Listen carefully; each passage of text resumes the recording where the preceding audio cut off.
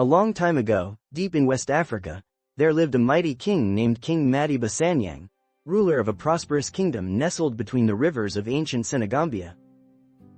His people adored him for his bravery, his unwavering sense of justice, and the fierce dedication he showed in defending the weak. Yet, despite all his power and the loyalty of his subjects, a profound loneliness lingered in his heart, for he had no queen to share the burdens and joys of his reign.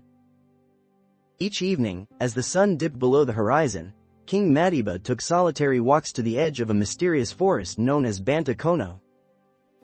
This forest, shrouded in whispers and warnings from the elders, was said to be home to strange spirits, beings of wind and fire that roamed freely at dusk. Yet King Madiba was not a man to be intimidated by tales of the supernatural. One fateful night, under a moon that glimmered like polished silver, Madiba heard a soft, heart-wrenching cry. Drawn by the sound, he ventured deeper into the forest until he came upon a clearing where he found a woman seated upon a stone. She radiated a faint, ethereal glow, her skin luminous in the moonlight. Her beauty was extraordinary, her eyes deep like the ocean. They held within them a calm yet powerful presence that captivated him completely. "Who are you?" he asked, unable to tear his gaze away. The woman looked up at him, sadness etched on her delicate features. "I am Asada, daughter of the Jinn of the Eastern Wind, trapped between the world of spirits and that of humans, unable to fully belong to either." Madiba should have been filled with fear at the revelation that he was speaking to a jinn, a being of formidable power capable of both blessings and destruction. Yet, instead of trepidation, he felt an irresistible pull in his heart, a connection that transcended the boundaries of their worlds. Night after night, he returned to the forest to share conversations with Asada, exploring themes of love, life, destiny, and the heavy burdens of leadership that rested upon his shoulders. Through their exchanges, a deep love blossomed, an emotion forbidden in both the human realm and the world of spirits. One evening, as the stars twinkled like diamonds in the night sky, Asada revealed a troubling truth to him. "My father will never permit me to live among humans. If we choose each other, you will gain my protection, but with it, you will also inherit powerful enemies." Without a moment's hesitation, King Madiba proclaimed, "I choose you, even if all the winds of the world rise against me." In a secret ceremony beneath the oldest baobab tree, they joined their fates together as husband and wife. From that day forward, the kingdom began to transform in remarkable ways. Initially, a wave of blessings enveloped the land. Rain fell precisely when the crops thirsted for water. Warriors returned from battles unharmed. Thieves thought twice before entering the kingdom's border. Peace and prosperity flourished like never before. The people thrived under King Madiba's rule, and they celebrated their beloved king and his newfound queen. But as with all stories that seem perfect, darkness lurked close at hand. Whispers began to drift through the air, like leaves caught in an autumn breeze.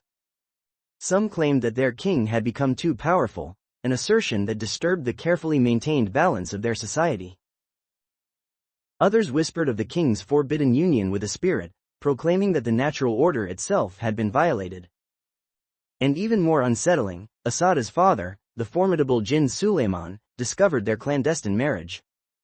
One storm-laden night, when the winds howled and rain lashed against the earth, the sky erupted with the crack of lightning. At that moment, Suleiman appeared, swirling in a tempest of dust and fire, his presence fierce and commanding. "You have stolen my daughter," he boomed, his voice echoing like thunder in the storm. But King Madiba stood resolute, stepping forward with no sword in hand, no shield to protect him, just the courage that defined him. "I did not steal her. She chose me," he declared boldly, his heart racing but his spirit unwavering. Suleiman, however, was not swayed by the king's words. His fury manifested in violent storms. The very earth trembled beneath them as trees uprooted and rivers swelled ominously. Amidst the chaos, Asada rushed between them, her tears cascading down her cheeks like the rain. "Father, please stop, this is the man I love," she cried out, her voice breaking the fury of the storm. This time, Suleiman paused, his eyes widening as he searched his daughter's face for the truth. In that moment, facing the depth of her emotion, his anger began to recede, giving way to an overwhelming sorrow. Love is a wind no one can control, he murmured, realization dawning upon him. With a heavy heart, he granted his blessing but not without a condition. Your children will walk between two worlds. They will possess great power, but they must wield it with wisdom and understanding. From that day onward, the kingdom flourished even more than before. King Madiba and Queen Asada witnessed their land thrive under the bond they had forged against the odds. Over time, their lineage was said to carry the whisper of the wind, a gift from the Jinn ancestry that allowed them to sense danger before it could strike, or summon the rains with the right chants and melodies. Together, they ruled with both strength and kindness, and their story transformed into an enduring legend, passed down from elders to children gathered around flickering fires under the vast African sky.